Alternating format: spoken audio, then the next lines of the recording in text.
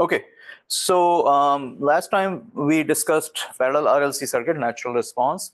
Who is going to tell me how many different type of damping do we have for 3 types of damping, and what are those damping types? Okay, overdamped, underdamped, and critically damped. What are the characteristics of an overdamped circuit? When a circuit is going to be an overdamped circuit? So alpha is, what is alpha? Yes, but what is alpha? What frequency is that? Neper frequency. And omega naught is resonant frequency. So when Neper frequency is greater than resonant frequency, then you have an overdamped circuit. If it is less, it's an underdamped, and if they are equal, it is critically damped. We did 2 problems, one with overdamped and one with critically damped. Not sure if my audio is recording because it doesn't show me.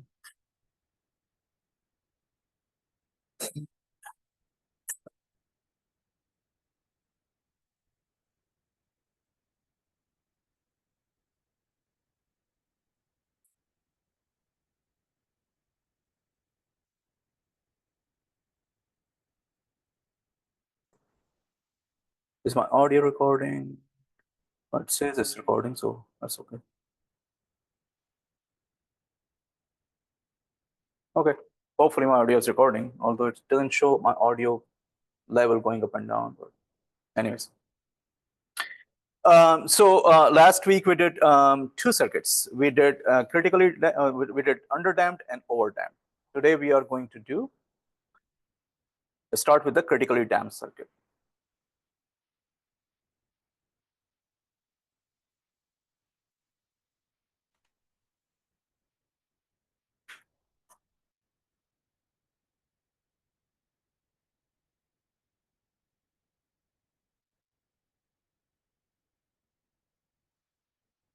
Okay, so let's see.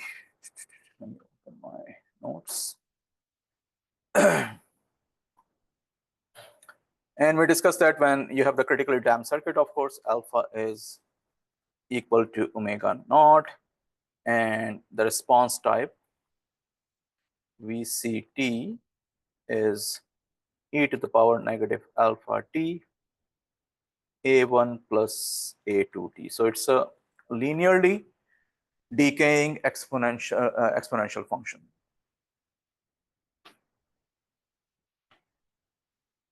Let's start with the problem.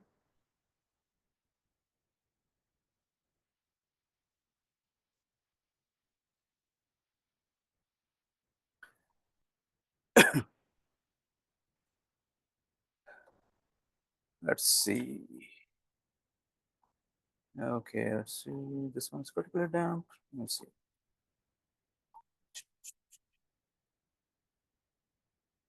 No, this one is not. This is underdamped. Let me see what the critically damped is.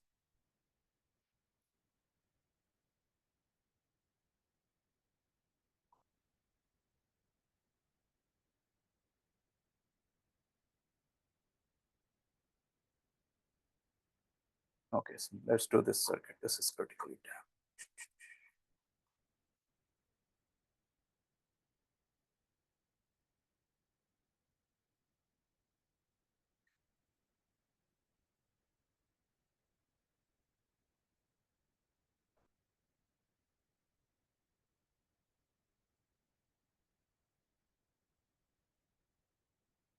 Actually, we have to find which value is going to make this critically damped. So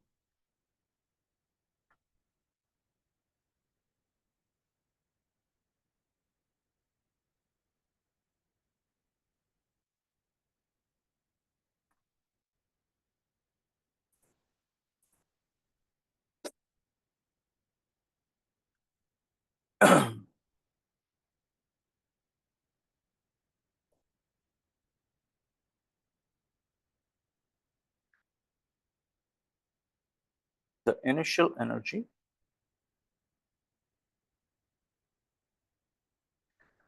stored in the circuit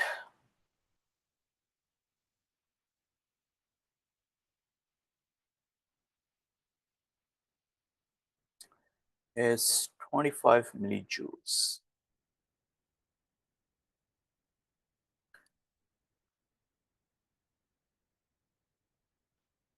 which is distributed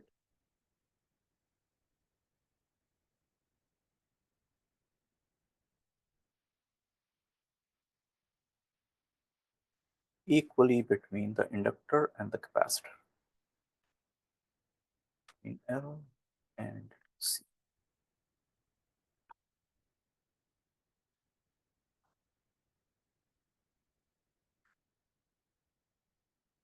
Assume the circuit to be critically damped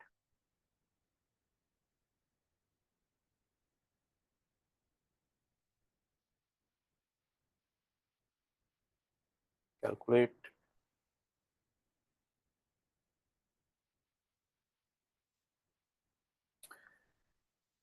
the first thing we're going to calculate is the value of the resistor R.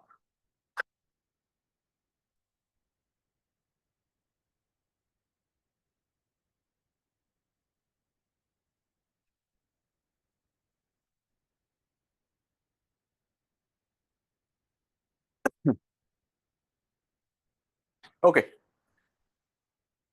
the value of R for which this circuit is critically damped. Now we know that for critically damped, alpha and omega naught are equal. Alpha is 1 over 2 RC and omega naught is 1 over square root of LC. And from this relationship, we can figure out what is the value of R since L and C are given to us.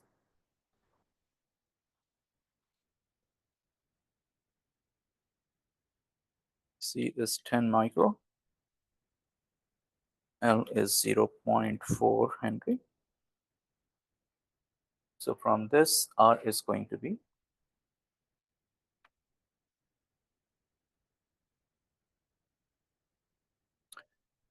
square root of LC over 2C, or 1/2 square root of L over C.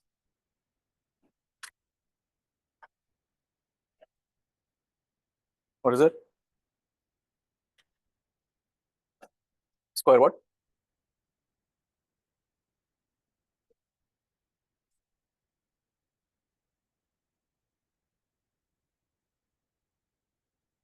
This one? Okay, so this is a square, so this, yeah, it's gonna cancel out. One square root is gonna cancel out. Square root of L over C times 0.5. So 100 ohms.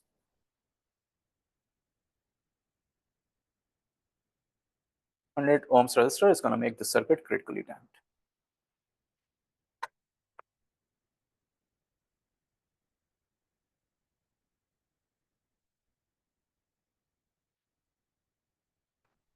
Part 2. Determine the initial value of the capacitor voltage and the initial value of the inductor current.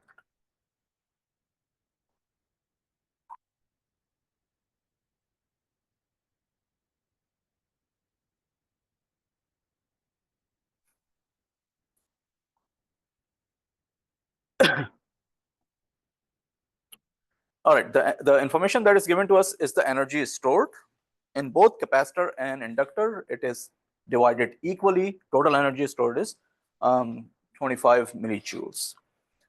So energy stored in the capacitor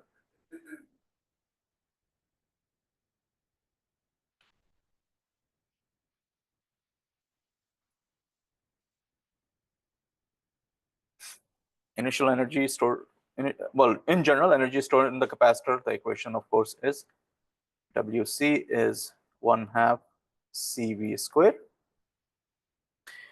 and the initial energy stored at 0 negative, WC at 0 negative is going to be C VC 0 negative square.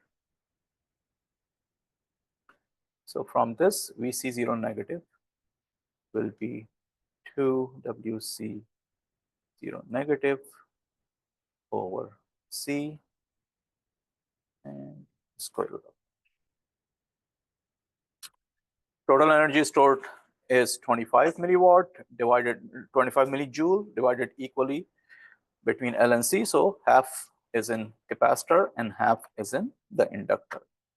So omega C and omega L both are going to be 25 over 2, 12.5 millijoules. So omega is 12.5 milli. And VC 0 is going to be square root of 2 times omega C divided by C.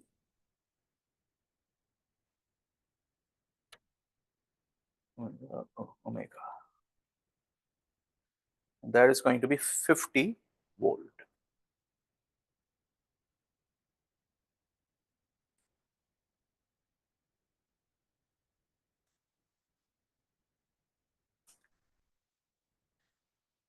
Similarly, energy stored in an inductor can be given by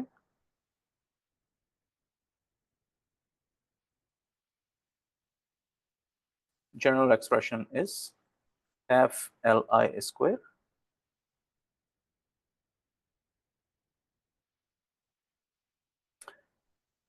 and similarly at the initial time value it's going to be half Li IL0 negative square, which will give us the similar equation.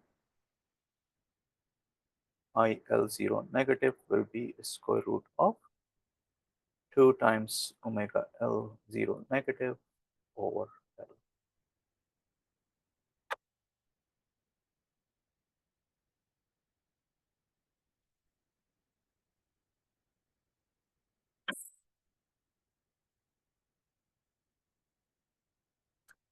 Zero 0.25 ampere or 250 milliampere.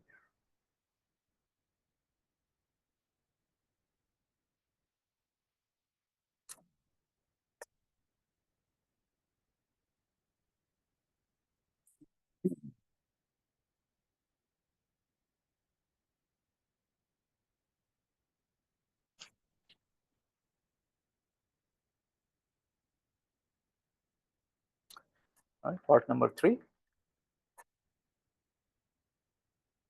Determine the capacitor voltage expression for t greater or equal to 0.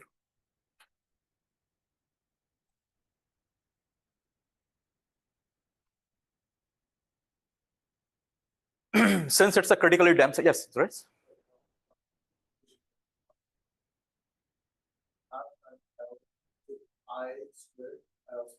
Yeah, IL square, IL square.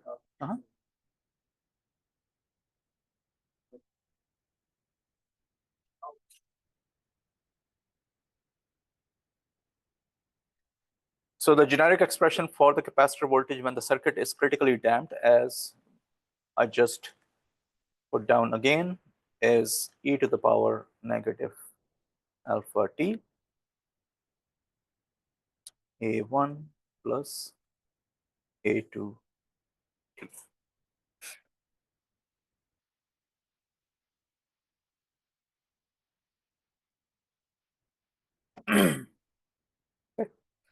We can calculate, of course, alpha. Let's go ahead and calculate that.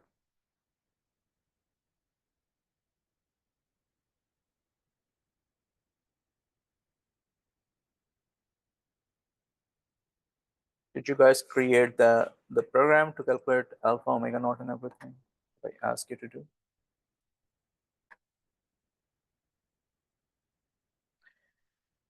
Okay, so R value is R, L, and C. 500 radian per second is alpha.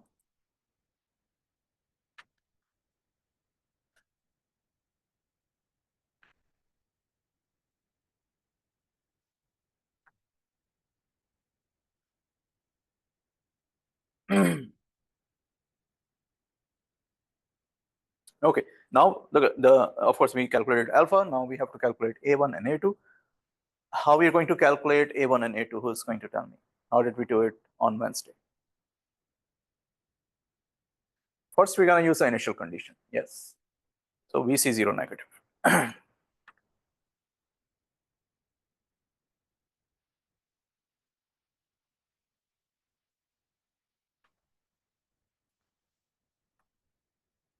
So e to the power 0 is 1, A1, and then A2 times 0 is going to be 0. So VC0 positive is going to be A1. So A1 is going to be 50 volt. A1 is 50.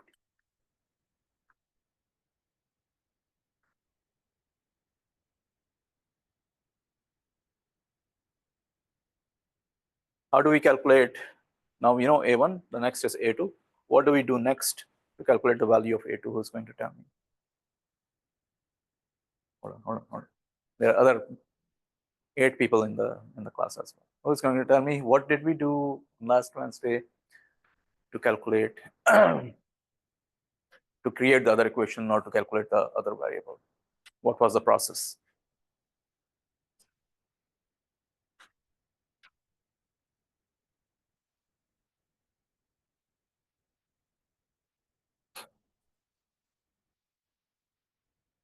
Yes, do what Dudley is doing. Look at the notes at least and see what did we do. Come on.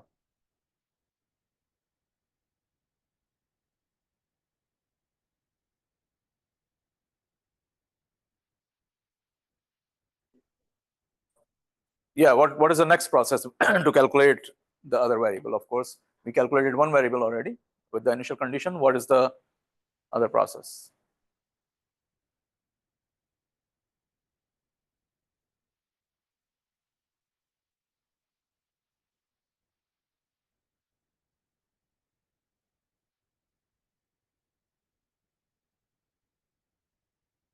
All right,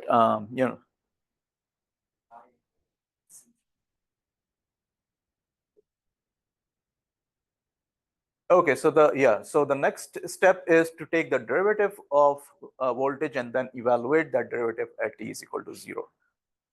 I mean, I shouldn't just keep repeating this, but and come on, you guys are coming for a lecture, and if you don't go over what we discussed, then you're going to be blank in the class, of course, because you don't even know what we discussed on Wednesday. So there's no point of coming without any preparation. You have to come with the preparation. Despite going through all that struggle and stuff, and still I see that you guys are not changing the way that you study, and that's concerning. All right, for A2, take the derivative of VCT with respect to t and evaluate at t is equal to 0 positive. Okay, so this is our VCT right here, e to the power negative alpha t, A1 plus A2t. We take the derivative of that.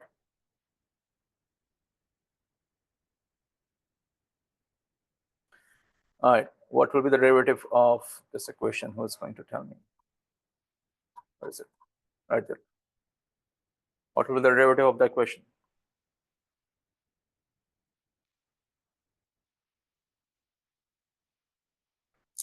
Okay.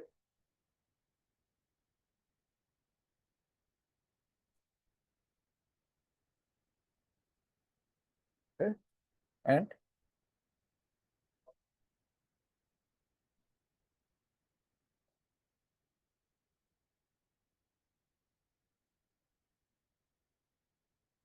okay, times A2.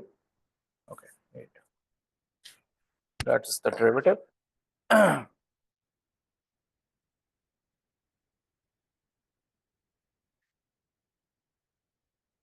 Negative alpha e to the power negative alpha t, A1 plus A2t, which is the derivative of e to the power negative alpha times this. and plus e to the power negative alpha t times the derivative of the second term, which will be 8.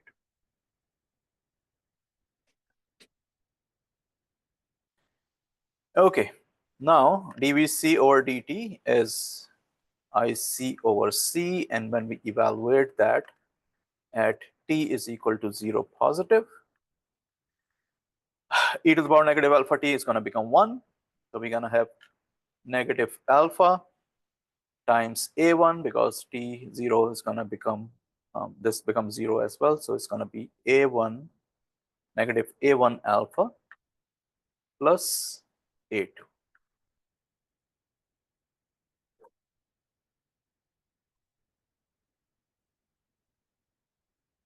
For t is equal to 0, what you're going to get? E to the power 0.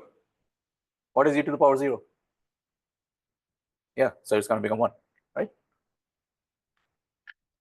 All right, IC 0 positive over C. Now again, we're going to go back to the circuit and we're going to write down IC in terms of the other two currents, since we don't know the IC, but we do know IL, and we can figure out what IR is. So what is the expression for IC? It's going to tell me in terms of the other two currents.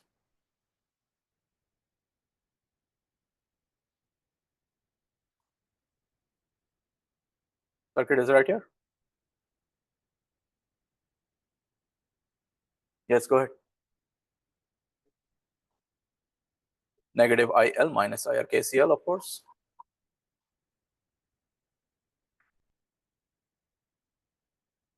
And we are evaluating at 0 positive. So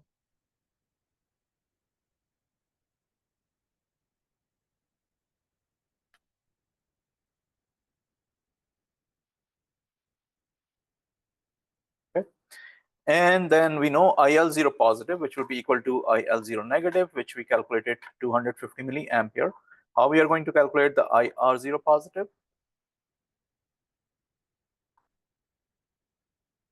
What will be IR0 positive from the circuit?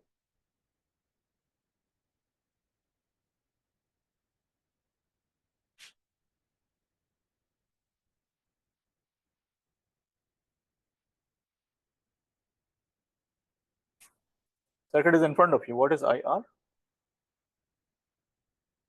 Say it again.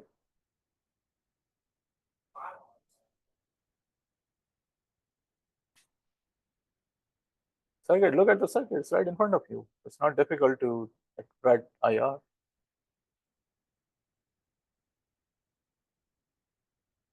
Say it again. Yeah, of course, Ohm's law. I mean, come on, guys. Ohm's law, VC over R. There's no one studied anything what we discussed on Wednesday. That's not good. We solved these two problems, same method.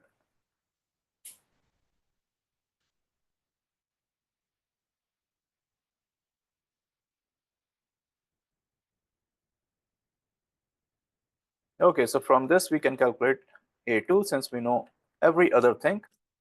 VC0 positive, IL0 positive, R, A1, alpha. So let's go ahead and calculate A2.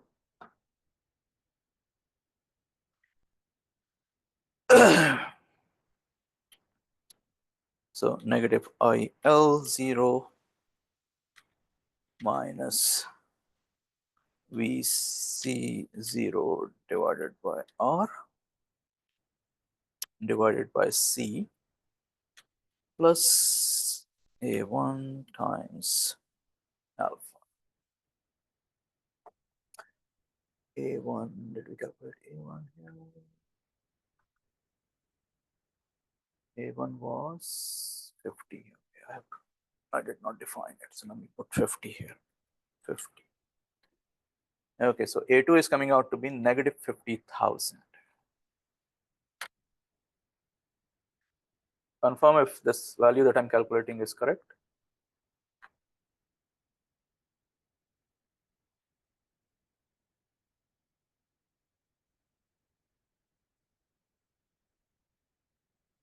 Therefore, VCT is equal to e to the power negative alpha t, alpha is 500,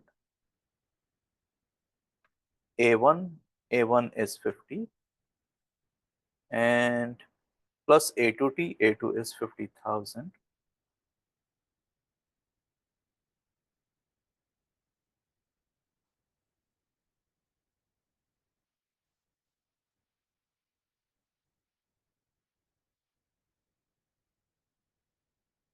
That will be the expression for the capacitor voltage.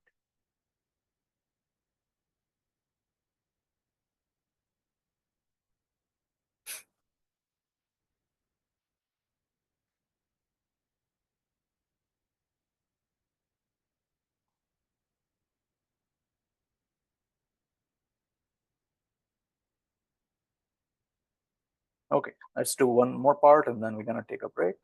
Part number 4.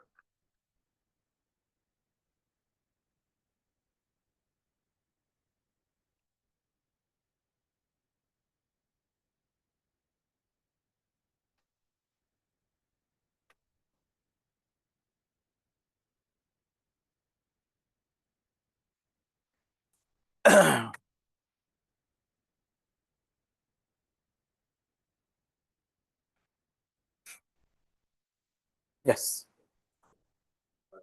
Hmm?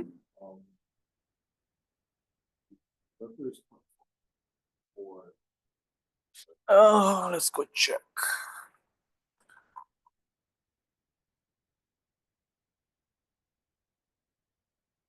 0.4 Henry. You're not getting same number with 0.4 Henry? Let me check if I assign correct values. C is 10 micro, L is 0.4, R is 100. Yeah, those are the values that I defined.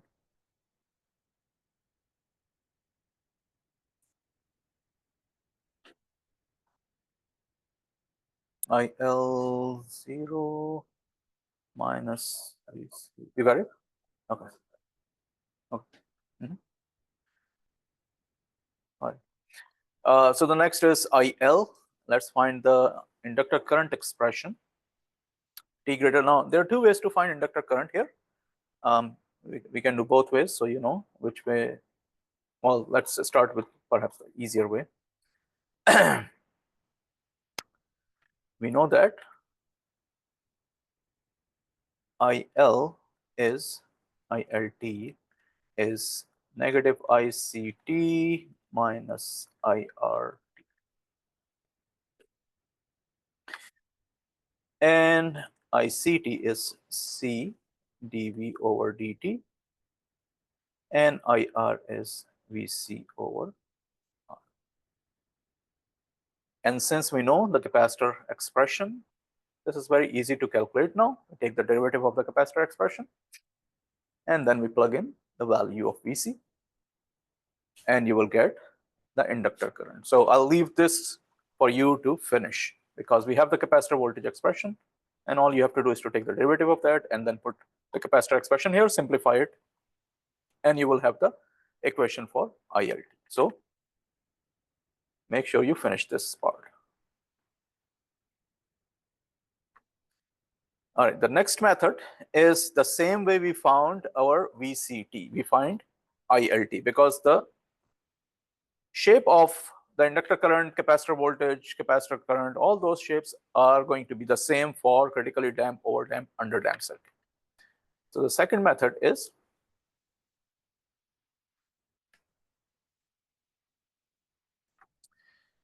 that we write ILT is equal to e to the power negative alpha t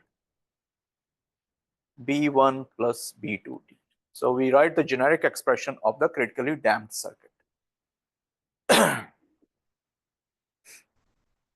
And then we find, of course, alpha we know already. As calculated value was what, 500 or 50, whatever was the value. B1 and B2 are the two constants that we are going to find out as we found A1 and A2. So the first constant we're going to find using what? But initial condition, exactly. So first we're going to apply the initial condition.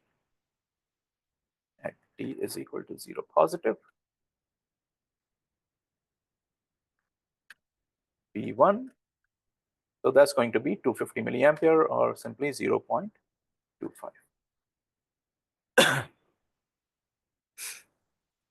So P1 is going to be 0.25. Since IL0 positive, we calculated it to be 250 milliamp, or 0.2. And now we're going to do the same thing. We're going to take the derivative of inductor current and then evaluate it at t is equal to 0 positive. Also, DIL over dt is equal to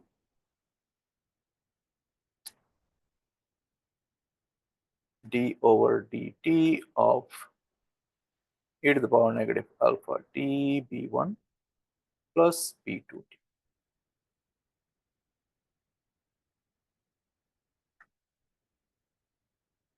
Okay, DIL over dt. We can write that down as inductor voltage and current relationship. What is DIL over dt?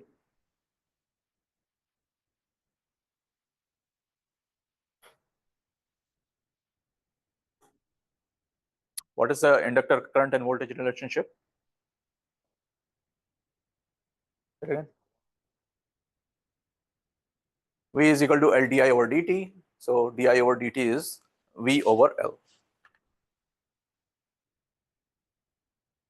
So VL over, and the derivative of this is going to be the same. We already did that. Negative alpha e to the power negative alpha t b1 plus b2t, and plus b2 e to the power negative alpha. So now if we evaluate that at 0 positive, we're going to get negative alpha times b1 plus b2. Okay, who's going to tell me what is the initial value of the inductor voltage in the circuit?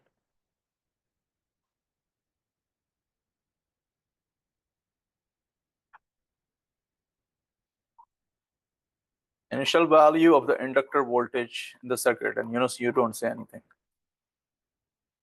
Who's going to tell me that?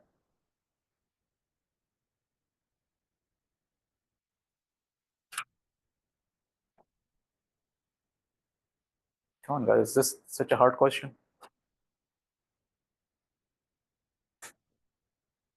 Say it again. We see, yeah, of course, all of the three components are in parallel with each other. So inductor voltage is the same as the capacitor voltage.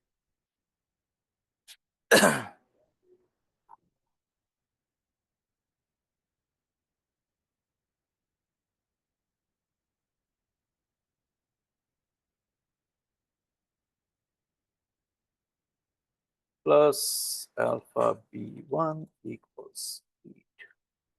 So the value of B2 is, let's go ahead and calculate that.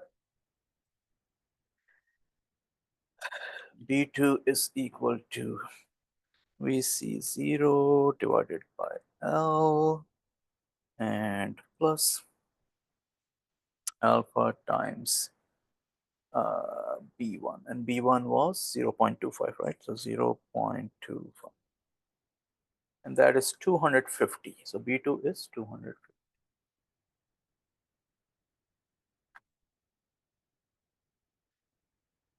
Which implies the inductor current expression is e to the power negative alpha t. Alpha was what, 500, right? 500 t. B1, so B1 was, what was B1? 0.25. 0.25 and plus B2, 250 ampere t greater or equal to.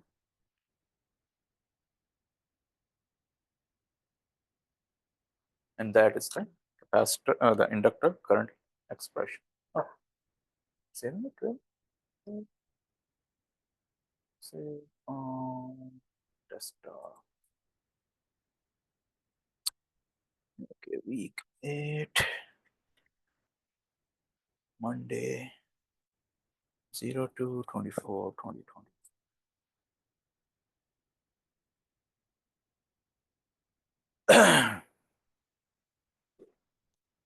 So multiple things we found in this problem. And once again, make sure you find the ILT value using the other method and confirm that it comes out to be the same expression. Of course, it should come out to be the same expression. And let's go ahead and take a break, 10-minute break, and then we'll start after the break.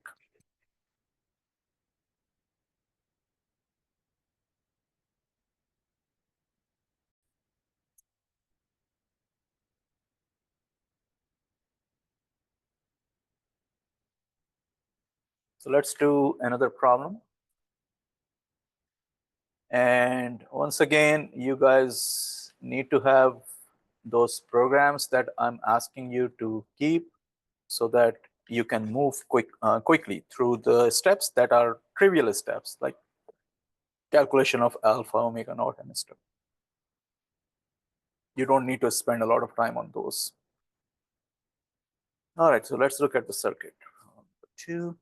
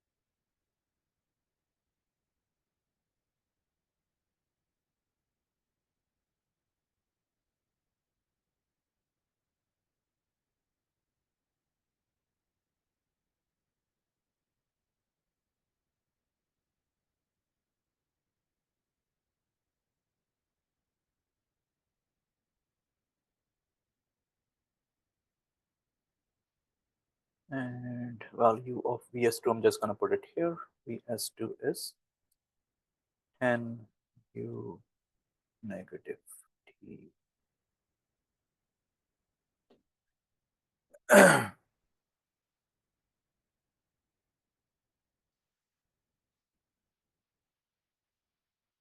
So observe the switch is closing at 0. And at the same time, both the sources are going to go out of the circuit because both are U negative T. So circuit is going to be a natural circuit after T is equal to 0.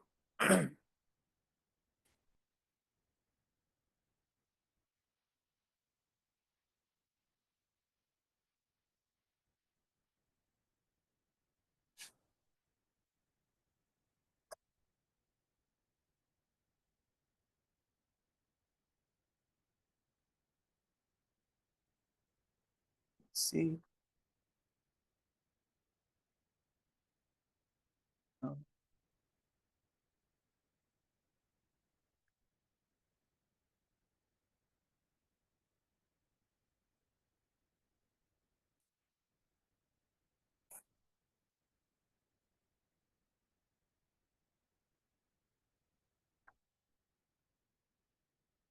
we are going to find the expression for the capacitor voltage and the inductor current after the change is going to, or changes are going to happen.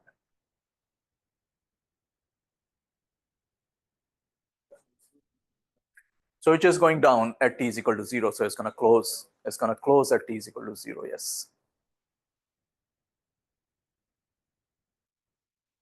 So initially it is opened.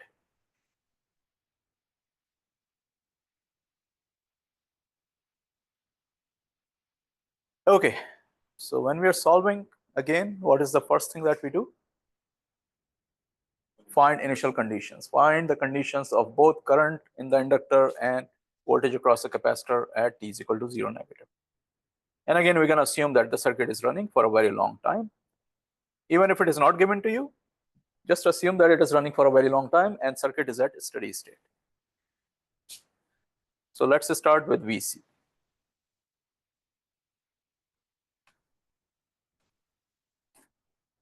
Okay, who is going to tell me how are we going to calculate the voltage across capacitor at 0 negative?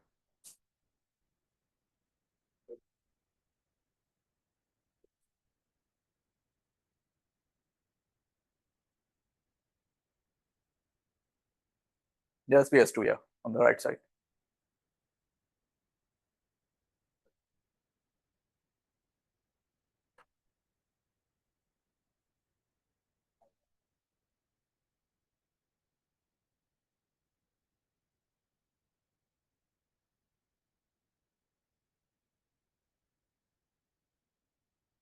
Yes, Rudy, tell me.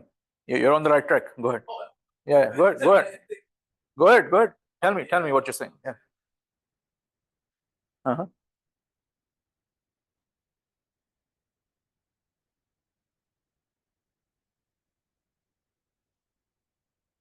Our equivalent means what?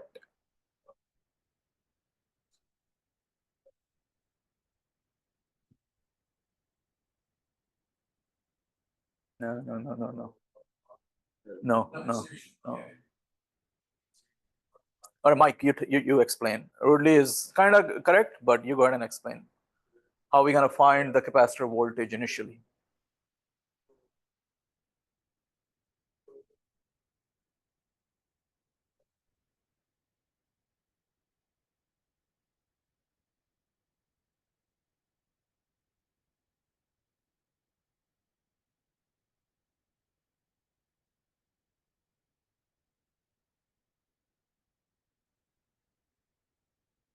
No. Natasha, you explain. How are we going to find the capacitor voltage initial? Before 0, yes.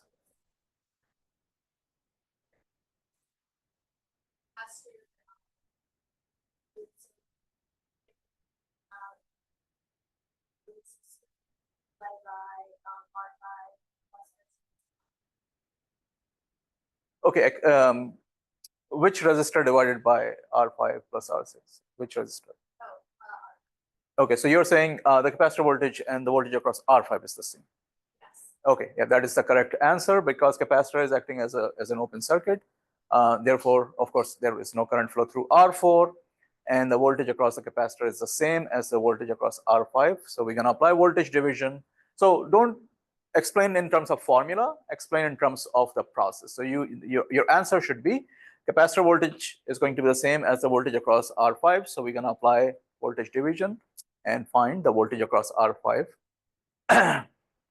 Vs times R5 divided by R5 plus R6. So Vs2 times R5 over R5 plus R6. But your answer is correct, of course. All right, let's go ahead and calculate that. Let me clear CLC. Let me go ahead and enter all the values. IS1 is equal to 2, exponent negative 3, R1 is equal to 1000. R2 is equal to 2.2 exponent 3. R3 is equal to 3.3 exponent 3. L is equal to 1 exponent negative 3. And capacitor is equal to 100 micro. R4 equals 1.5 exponent 3.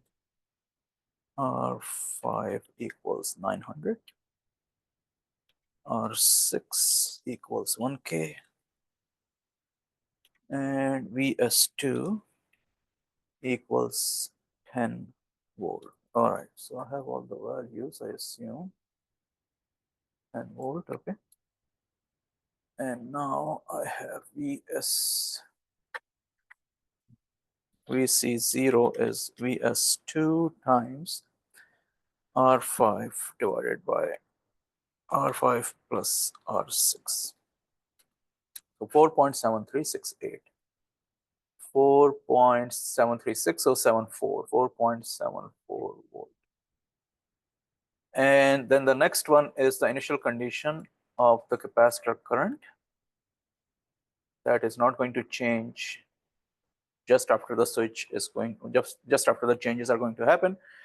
Okay, so now who is going to tell me what is going to be the value, how are we going to find the value of current passing through the inductor? I know.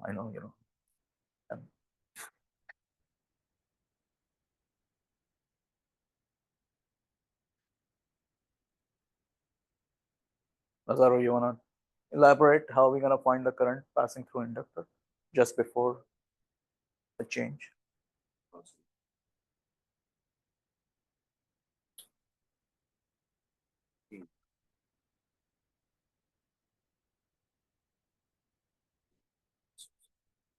Yes. You said something? Yeah. Mhm. No, don't worry about capacitor. Inductor, we're looking at inductor. Capacitor, we already found capacitor voltage. Now we're looking at inductor. Before, of course, T is equal to 0. Yeah. No, it's not going to be 0. Why it's going to be 0? Why did you say that? Let me ask you this.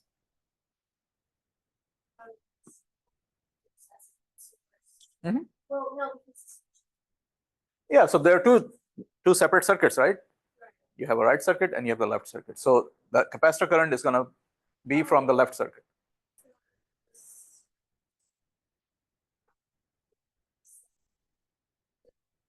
Mhm.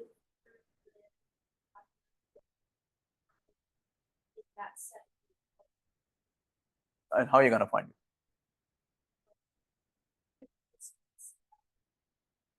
You can, it's going to become a little bit lengthy.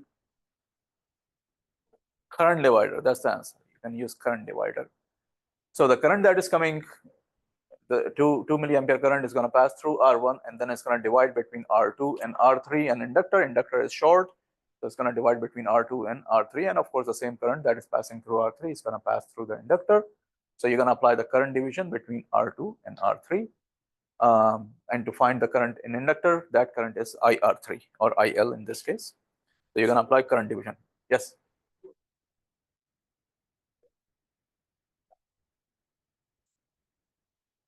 Inductor is short.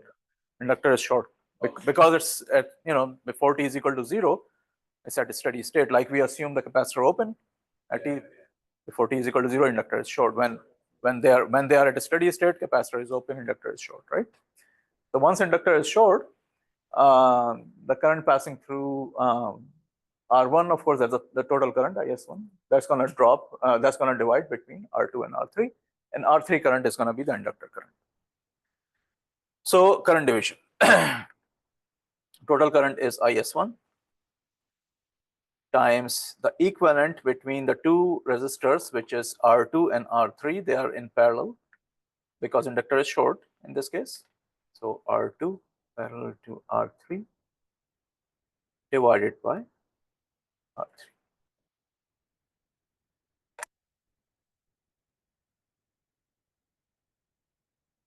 So IL0 is equal to IS1 times the parallel combination of R2 and R3, R2 comma R3 divided by R3. It's going to be 0.8 milli or 800 micro.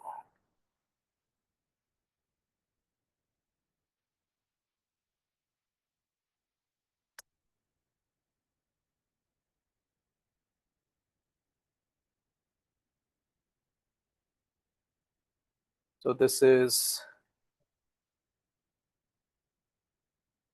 current division.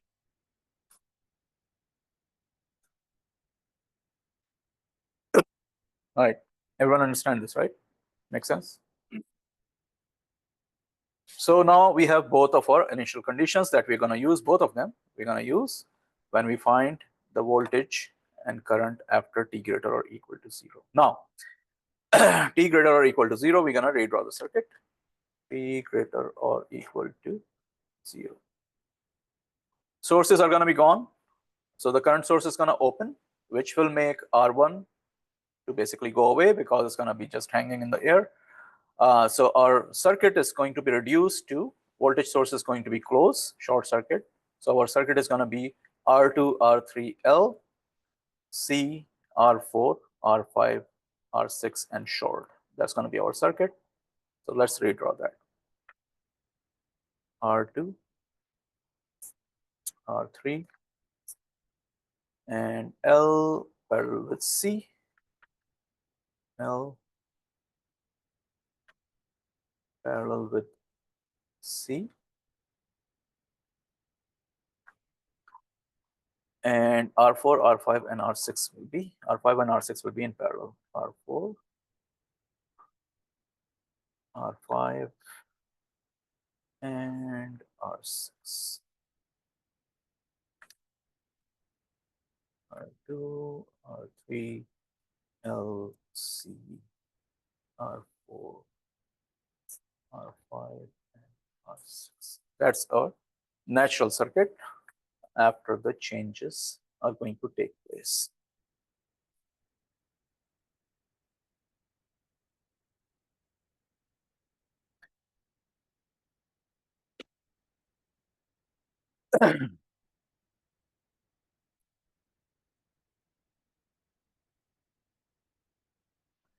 Okay, from this circuit, we are going to calculate first the damping type.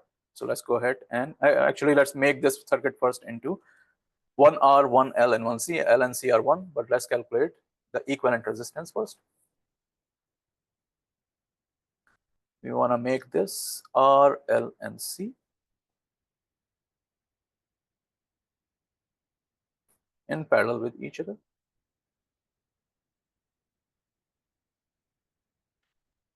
And then this is R equivalent. Okay, what is R equivalent? Who's going to tell me? Which parallel combination, which parallel series combination?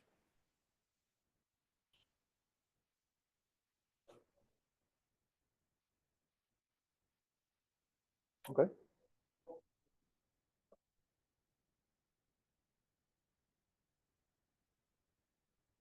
Okay. Okay. Not in parallel. No, sorry, series. Mm-hmm. And then what's going to happen with those two branches? What's up? Oh, you're not. Together means what? What together? They're not in series. They're not in series. Yes, there is. Okay. Okay. Okay, so you're saying R5, R6 in parallel, then they are in series with R4, and then the series with R3 and R2?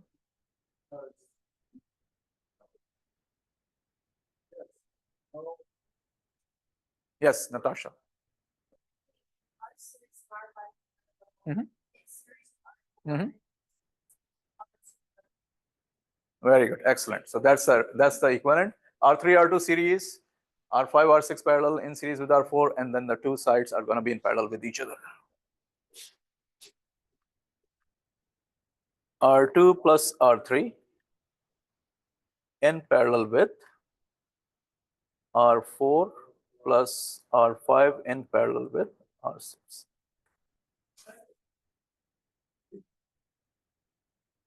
Okay, let's go ahead and calculate that.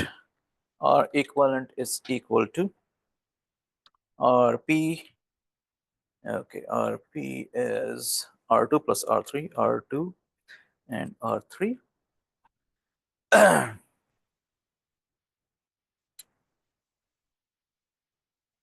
No, R2 plus R3, sorry, R2 plus R3 and R4 plus parallel of R5 and R6, R5 and R6. Let's see if my parentheses are balanced. I think they are. Nope.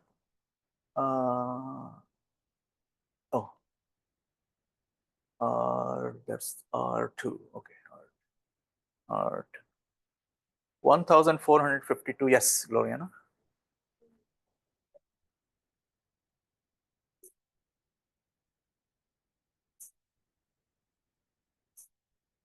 Say it again. Yeah. Resistors in parallel will be ignored. So, okay, let's go back to the original circuit. So this is our original circuit, right? So this source is opened. So R1 is gone. Yeah. So this is short. So R6 basically is parallel with R5. Okay, so this is this came out to be 1452.5. And once again, guys, I keep asking you just create those programs and keep them with you. And I'll ask Dr. Hall as well in case. I hope everyone is going to pass the class. Again, if you start picking up, believe me, you're going to pass the class. Irrespective of what you are at this point, you fail the exam, that's okay. You fail the quizzes, that's okay. But start picking up, and hopefully you're going to pass the class. But again, that doesn't mean that start picking up doesn't mean that you go from F to D. Picking up means that F to B, A, something like that. Remember. So. But yeah, I was telling you about the programs. Make sure you use those programs anytime in any class, especially if you're taking any class with me. I always allow you to use MATLAB or whatever. But observe the equivalent. You require only one line to do the whole thing. If you have that small function that I asked you to create, parallel function, you're going to take only one line to calculate the whole thing instead of going through 6 or 7 different lines and then calculating each and every time. So 1452 is the answer, or 1.452K. So now we can calculate the value of omega naught and alpha. So I'm going to again use my program.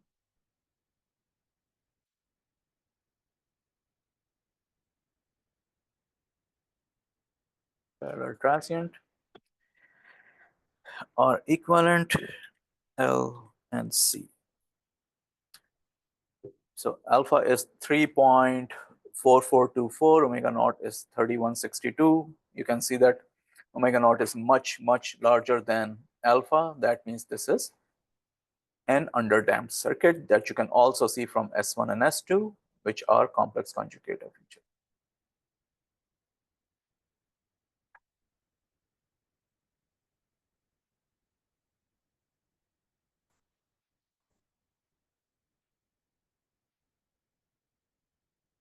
I'm not gonna write all those things since they are already here.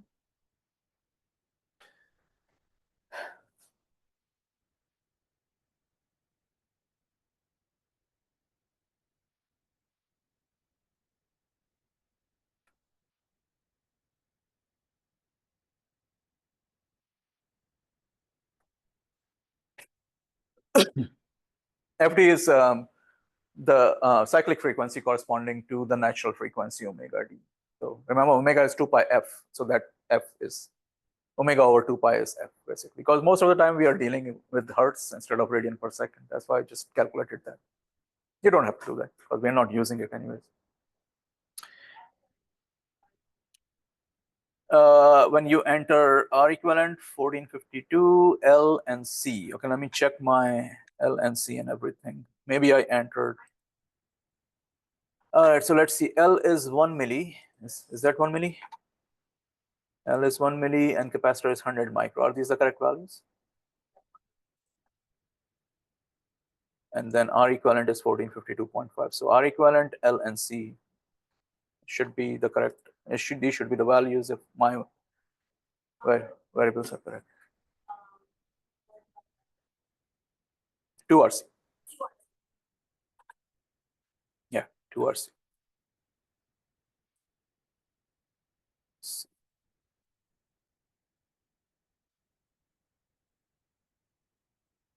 It's not going to the editor. It's not. It's not delay, it's just the frequency corresponding to the response omega t, and this is the time period corresponding to ft. Yeah.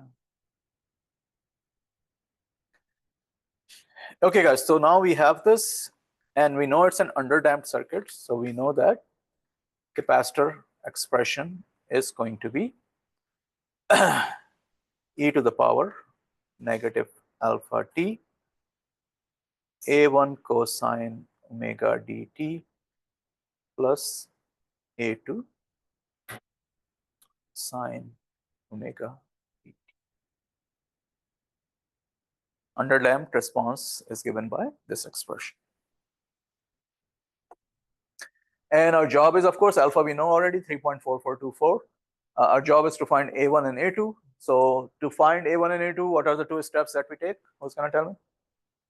The first step is initial condition, apply the initial condition. So let's go ahead and apply the initial condition.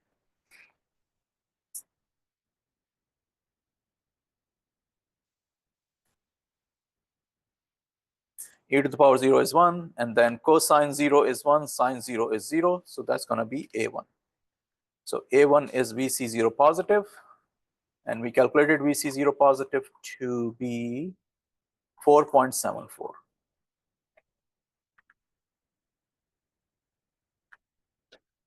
So if this is our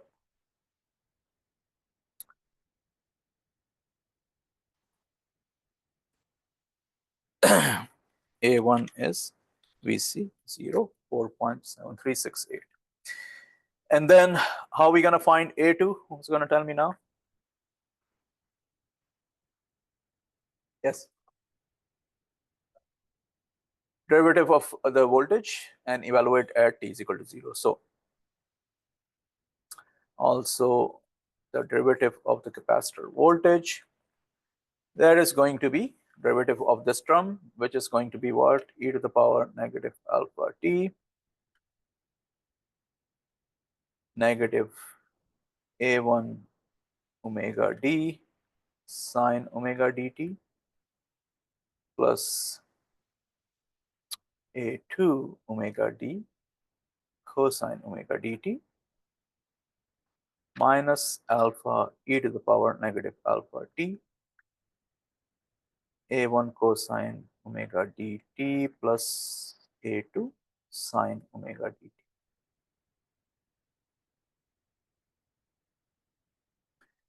So that is going to be the derivative of this term I took first times e to the power negative alpha t, and then derivative of the first term times the second. And we're going to evaluate it at t is equal to 0.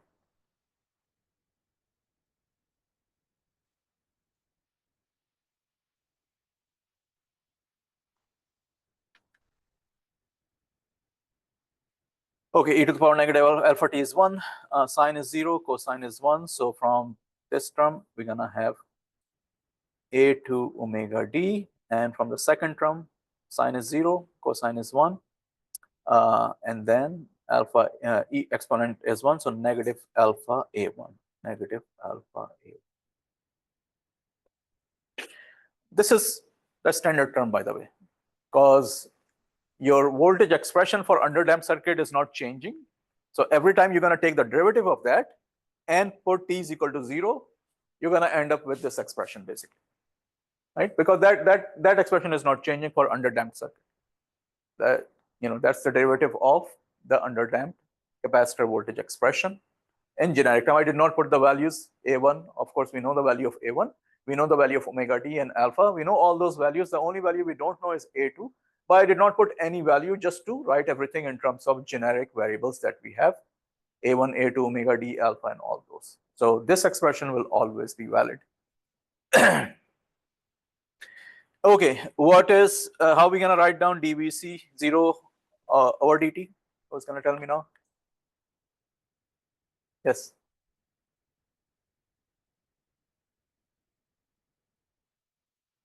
Yes. Yes, good.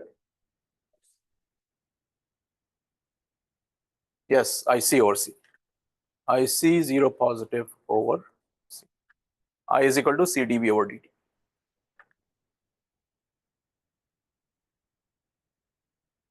And then IC0 positive again is going to be from our circuit.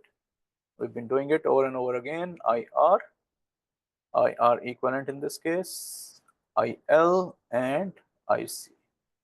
So IC is equal to what? IC is equal to negative IR 0 positive minus IL 0 positive. And we don't know A2, so I'm gonna bring A1 over here, alpha A1, and I'm gonna divide the whole thing by omega D, and that will be equal to A2. That's what we're looking for, A2, right? Or A1, what we're looking for? A2, we're looking for A2. All right, so now IL0 positive, we already know the value of IL0 positive. What about IR0 positive? Yes.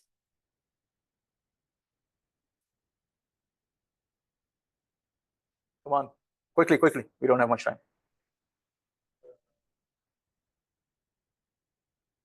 Yes, Ohm's law.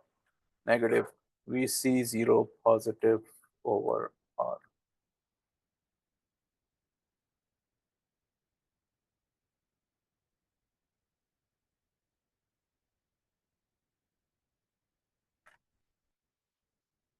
All right, so A2 value is going to be, let's calculate that.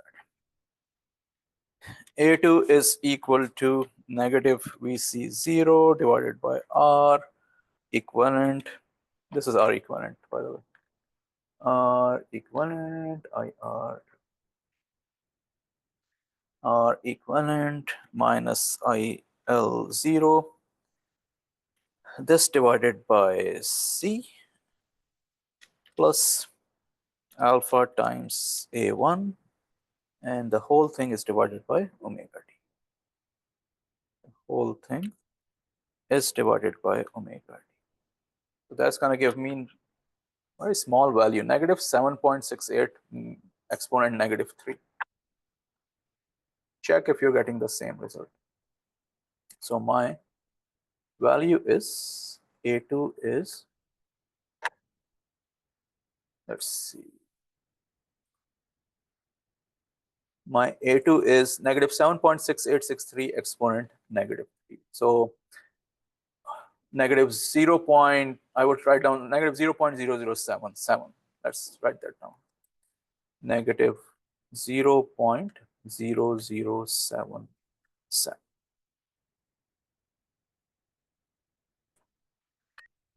So now we can write our equation of VCT, which will be equal to e to the power negative alpha t. Alpha value we calculated to be, alpha is 3.44, so negative 3.44 t. A1 was 4.74 cosine omega d. Omega d is 3162.3, 3162 t minus 0.0077 sine 3162.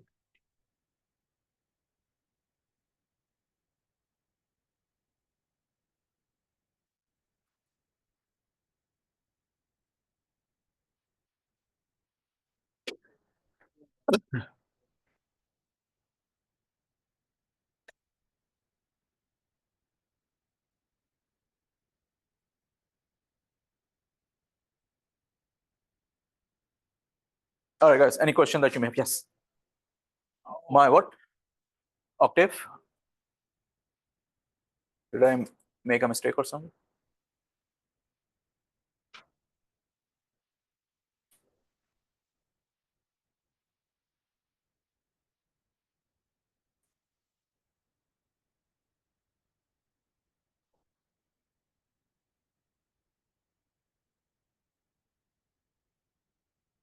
Yeah.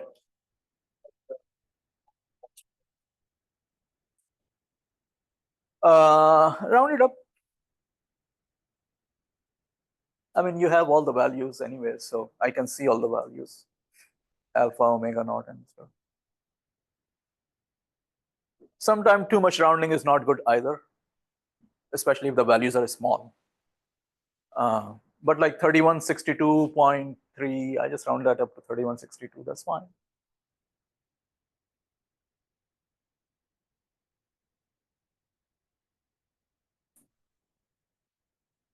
Yes.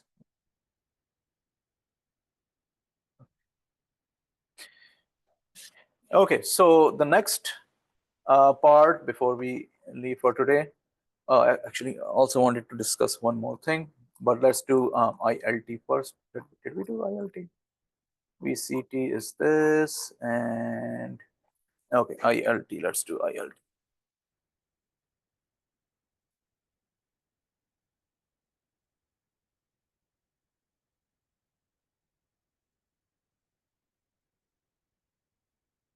Actually, again, I'm going to ask you to do it yourself instead of, I'm going to cover one more thing quickly, because again, IR equivalent T is simply VC over R equivalent. VC, of course, is this expression right here. And IC is C dVC over D. So once again, we have the expression for VC. So it is very easy to find the expression for the inductor current. So once again, I'm not going to do it in the class. It's very simple. It's just substitution, take the derivative, simplify it, and then you will have your inductor. So finish this, make sure.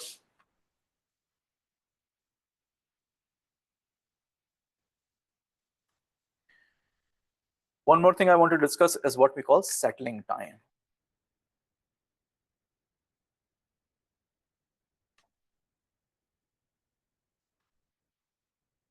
Settling time. All right, what is settling time? Settling time is basically if you have your transient response, and of course, transient response is going, especially underdamped response. Settling time is the time that your transient response go down to a specific value. Usually we take it 2% of the peak value. Let me see how much did I take. The time it takes for the response to go to 1%. I'm taking 1%. So the time it takes for the response to go down to 1% of the peak value.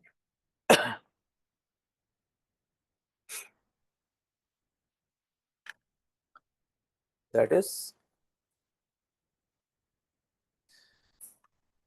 VC, and we calculate the magnitude. VC is equal to 0.01 times the peak value.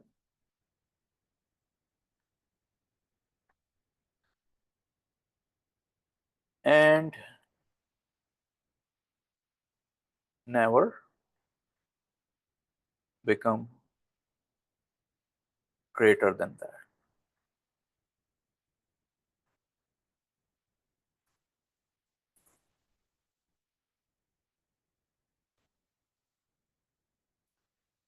Is the settling time.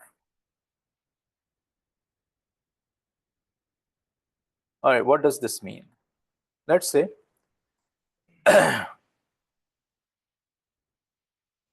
let's say you're plotting the response, and we can plot the response of the capacitor voltage. Let's say you're plotting the response T and capacitor voltage. And let's say your response looks like this.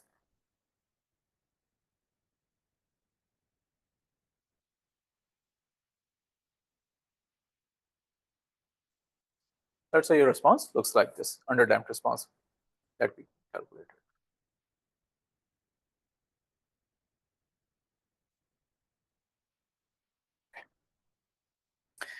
Now you have the peak value, of course, where the first value where it starts, that's the peak value, because the response is just going to get lower and lower after that.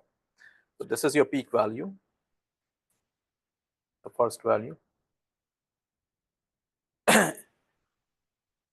So the time it's going to take, let's say 0.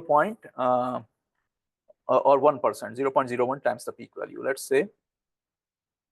Now observe that every time it is going down, it is going to cross 1% of the peak value, but it's going to go back up then. So it's going to become more than 10%. So even in the first one, when it is going down, somewhere over here is going to be 1% of the peak value. Somewhere here is going to be again 1% of the peak value. But then it's going to go down, come back up. So the response will become greater. But the first time it is going to happen, and then it will never increase beyond 1% of the peak value. That time is the settling time. So the first time it will happen such that it's not going to go more than 1%. So let's say if we create an envelope here, and we say that this is the envelope,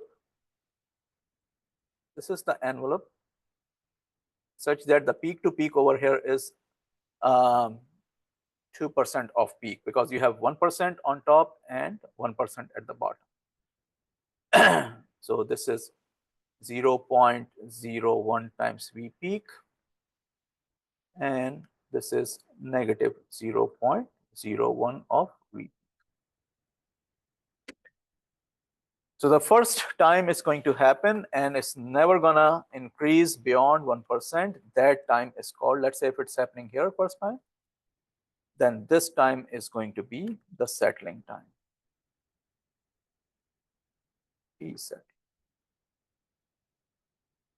This will be the settling time. And settling time is important because when you're designing circuits, then you design circuit, you set the time period of your input, like you did in lab number 2. You set the time period of your input and all those things for the RLC circuit based on the settling time. So if you're running an RLC circuit with a square wave, then the pulse width of the square wave you're going to keep at least equal to the settling time, so that your response is died down about 1% of the peak value, and then you're going to have 5 volt, you're going to have 0 volt, then 5 volts. So you're going to have the forced response, then the natural response, and the forced response. So that settling time is important in that sense, that we want to keep the pulse width of the square wave to be equal to settling time, to make sure that the response has died down to significant value, 1% of the peak value. And when you're plotting a response, of course, in MATLAB or Octave, you can always move your cursor and find that value in MATLAB, that when is the settling time is going to start. So that's not difficult. In PSpice as well, plotting the response, you can move the cursor to see when it's going to become 0.01 times the settling time. I put 0.01 times the peak value, and then after that it's not going to go above that value. Remember, if it goes above that value, then again then you will have to extend the time to the value that it goes to 0.01, and then it won't go. So after this, basically after this envelope, it's not going to go beyond this envelope. So then the settling time starts here. But here, for example, it's going beyond 0.01 times V peak. So we're not going to call that the settling time.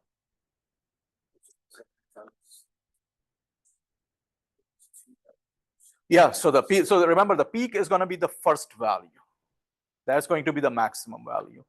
So you do 0.01 times that value, and then you move your cursor either in MATLAB or PSpice and get to that point where it becomes 0.01 peak, and then move it beyond that to see if it's not becoming larger than that value. The first time it will become 0.01 V peak, and then it wouldn't become larger than that value. That time is the settling time. Because as I said, in every oscillation, it is going to become 0.01 in every oscillation. But then it's going to become larger again, right? So that's not settling time. The first time it's going to happen that it won't become larger. That time is the settling time. And then it's going to just stay, below 0.01 after that. That's going to be the settling time, basically. The first time it happens, and that's going to be settling time. And after that, it's just going to stay within that time. Okay, guys. So I think that assuming that is it for today since it's already 11:30. Let's stop recording.